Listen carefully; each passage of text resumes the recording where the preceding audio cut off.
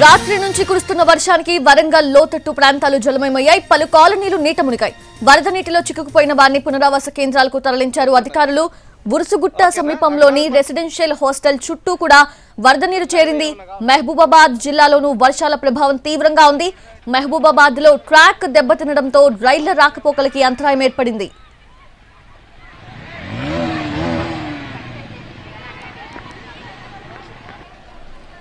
నిన్నటి నుంచి కురుస్తున్న భారీ వర్షానికి వరంగల్ ప్రాంతంలో లోతట్టు ప్రాంతాలు జలమయమయ్యాయి. వరంగల్ జిల్లాలోవి పలు కాలనీలు నీట మునిగాయి. వరద నీటిలో చిక్కుకుపోయిన వారిని పునరావాస కేంద్రాలకు తరలించారు అధికారులు. బురుసుగుట్ట సమీపంలోని రెసిడెన్షియల్ హాస్టల్ చుట్టూ కూడా వరద నీరు చేరింది. మహబూబాబాద్ జిల్లాలోనూ వర్షాల ప్రభావం తీవ్రంగా ఉంది. మహబూబాబాద్ లో ట్రాక్ దెబ్బతినడంతో రైళ్ల రాకపోకలకు అంతరాయం ఏర్పడింది.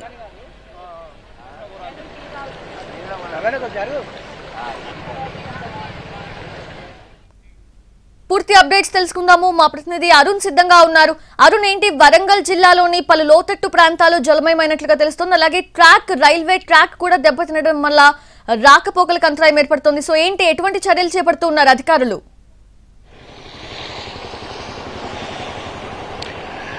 నిన్న రాత్రి నుంచి కురుస్తున్నటువంటి భారీ వర్షాలతో ఉమ్మడి వరంగల్ జిల్లా మొత్తం అతలాకుతలం అవుతుంది. మహబూబాబాద్, ములుగు జిల్లాలో భారీగా ఎఫెక్ట్ అయితే వరంగల్ నగరంలో ఉదయం తెల్లవారుజాము నుంచి కురుస్తున్నటువంటి వర్షాలతో సుమారుగా 15 కాలనీలోకి నీరు చేరింది. ప్రస్తుతం మనం చూస్తున్నాం ఉరుసుగుట్ట సమీపంలో ఉన్నటువంటి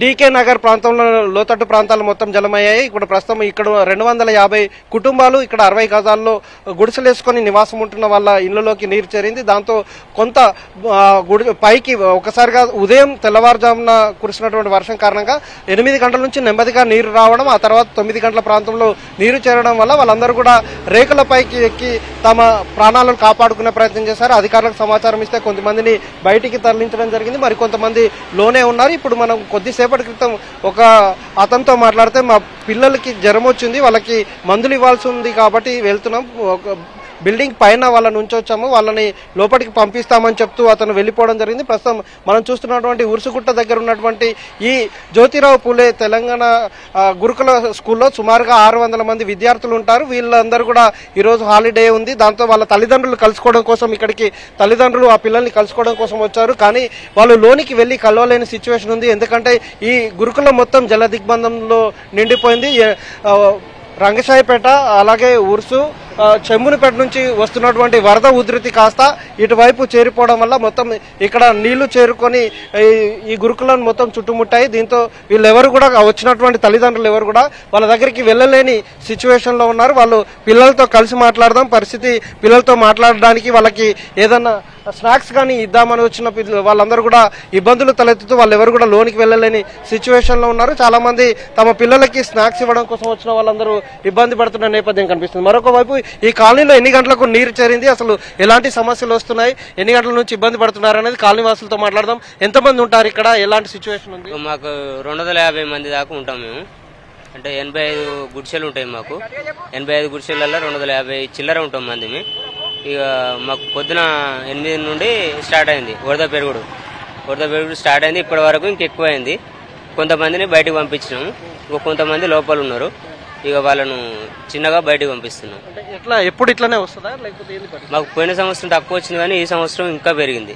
ఎక్కడి నుంచి వచ్చింది అనుకుంటారు ఈ నీళ్లు? వర్షం రావడం వల్ల పైనుండి రంగశాపేట నుండి ఏరియా మొత్తం కుమ్మరవాడ ఇదంతా గొల్లవాడ ఇదంతా దీని ఇంపాక్ట్ ఎప్పటిదాకా ఉంటుంది అంటున్నారు? అధికారులు వచ్చిర్రు, వచ్చిపోయారు. ఎంతమంది తీసుకుపోయారు?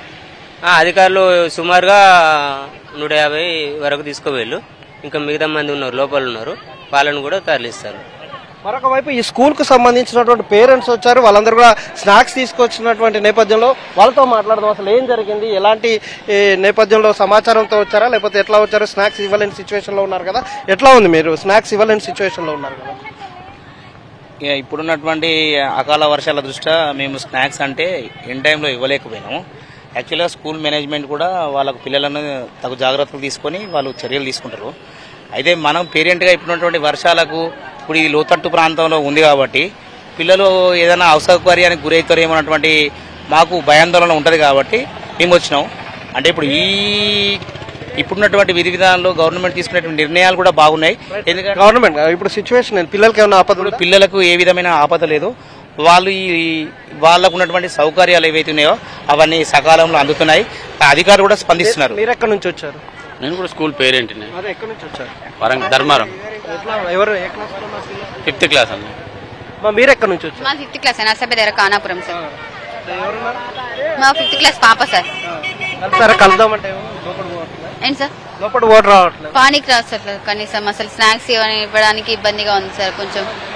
అది ఇది ప్రస్తుతం మనం చూస్తున్నాం హైవే మీద ఉన్నటువంటి ఈ దారిలో నీరు చేరడం వల్ల రాకపోకలకు కూడా అంతరాయం ఏర్పడింది. మరొక వైపు కాలనీలో వాళ్ళకు కూడా ఇబ్బందులు తలెత్తుతున్నాయి. మోకాళ్ళ లోతులో నీళ్లు వచ్చాయి. అలాగే బెడ్స్, అలాగే అక్కడ వాళ్ళ ఎవరైతే ఇంట్లో ఉన్న సామాగ్రి కూడా మొత్తం తడిసిపోయిన నేపథ్యంలో కొంత వాళ్ళని తరలించే ప్రయత్నం చేస్తున్నారు. కొంత యువకులతో నడవలేని వాళ్ళని బయటికి తీసుకొచ్చే ప్రయత్నాలు అయితే అధికార యంత్రాంగం ఉంది. ఒకవైపు ఎక్కడైతే స్ట్రక్ అయిందో వాటిని క్లియర్ చేయడం కోసం జేసీబీల ద్వారా జీడబ్ల్యూఎంసీ అధికారులు వాటిని క్లియర్ చేసే ప్రయత్నం చేస్తున్నారు. ఇక్కడ ఈ గురుకులం దగ్గరికి స్థానిక పోలీసులు వచ్చి పరిస్థితిని వివరాలు సేకరించడం, ఎవరికైనా ఎఫెక్ట్ అవుతుందా, ఏమైనా సమస్య ఉందా, ఎలా తీసుకోవాలనే దాని మీద కూడా చర్యలు చేపట్టే ప్రయత్నం చేస్తున్నారు. వాటిని క్లియర్ చేసే ప్రయత్నం చేస్తున్నారు.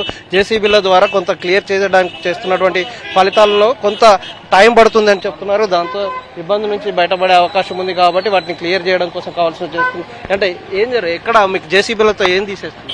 మాకు ఆమె సార్, మొత్తం మాకు ఘోరంగా ఉంది సార్. మా ఆఫీస్ మొత్తం లోపల రూమ్ సార్, మాకు రూమ్ మొత్తం ఖరాబ్ సార్. మాకు రూమ్ మా భయం సార్ మాకు సార్. మాకు అంటే ఎట్లా వచ్చింది నీళ్ళు? ఎన్ని గంటల నుంచి వచ్చింది? అది ఎప్పుడు ఉంది సార్, పొద్దున్న బాగా వచ్చింది, మొత్తం వచ్చింది సార్. మనం చూడొచ్చు నగరంలో సుమారుగా 30 ఈ కాలనీలకు సంబంధించినటువంటి వాటిలో ఇప్పుడిప్పుడే నీరు చేరుతుంది. వాటిని క్లియర్ చేసే ప్రయత్నాల్లో అధికారులు ఉన్నారు. ఇక మహబూబాబాద్ లో మాత్రం తీవ్రమైన ఎఫెక్ట్ అయింది. మహబూబాబాద్ చుట్టుపక్కల ఉన్నటువంటి చెరువులు, చాలా చెరువులు సుమారుగా అధికారులు చెప్తున్న దాని ప్రకారం 15కు పైగానే చెరువులు కట్ అయిపోయినాయి. దాంతో కాలనీలోకి నీరు చేరింది. పలువురు ఇబ్బంది పడుతున్నారు. నెక్కొండ, అలాగే మరొక వైపు నెక్కొండతో పాటుగా మహబూబాబాద్ పరిసర ప్రాంతంలో 2 చోట్ల ట్రాక్ దెబ్బతినడంతో రైళ్ల రాకపోకలకు అంతరాయం ఏర్పడింది. పలు కాలనీలోకి నీరు చేరినాయి. జనం ఇబ్బంది పడుతున్న నేపథ్యం కనిపిస్తుంది. ఛత్తీస్గఢ్కి అలాగే ములుగు నుంచి వెళ్లాల్సినటువంటి దారులు కూడా పూర్తిగా వాగులు పొంగడం వల్ల నిలిచిపోయిన నేపథ్యంలో భూపాల్పల్లి నుంచి వెళ్లాల్సినటువంటి పరిస్థితి ఉందని అధికారులు సూచించారు. దాంతో వాళ్ళని అటువైపు పంపించే ప్రయత్నం జరుగుతుంది. మొత్తం ఉమ్మడి వరంగల్ జిల్లాలో ములుగు, మహబూబాబాద్ భారీగా ఎఫెక్ట్ అయితే మరొక వైపు మిగిలిన జిల్లాలు పాక్షికంగా ఎఫెక్ట్ అయ్యాయి. అలాగే రఘునాథపల్లి దగ్గర కూడా హైవే మీద నుంచి వాగు పొంగి పొరలడం వల్ల చాలాసేపు రాకపోకలకు అంతరాయం ఏర్పడి ఇబ్బందులు అయితే పడ్డారు. ఇక్కడ ఉన్నటువంటి స్థానికులు కూడా చాలా సమస్యలు ఎదుర్కొంటున్నారు. రాకపోకలకు సమస్యలు తలెత్తిన నేపథ్యంలో తీసుకోవాల్సినటువంటి జాగ్రత్తల మీద అధికార యంత్రాంగం దృష్టి సారించింది. అత్యవసరం అయితేనే బయటికి రావాలని సూచిస్తున్నారు.